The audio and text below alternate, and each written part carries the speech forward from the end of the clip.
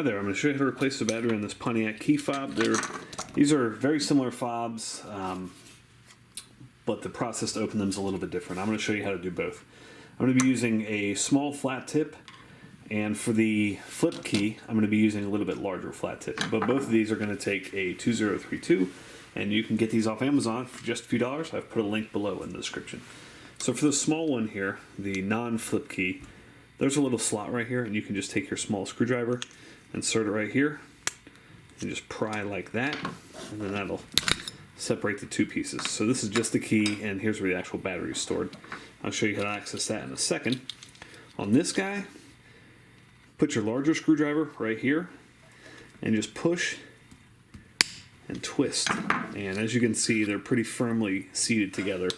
So once you have these apart, you're going to want to take this smaller screwdriver, insert it right here, and just twist these two halves apart. This plastic is pretty frail, so it's not that difficult to tear it up a little bit. So now you have access to your battery. You can just take your little screwdriver and pop out your dead battery there. And the new one's going to go in positive side facing downward.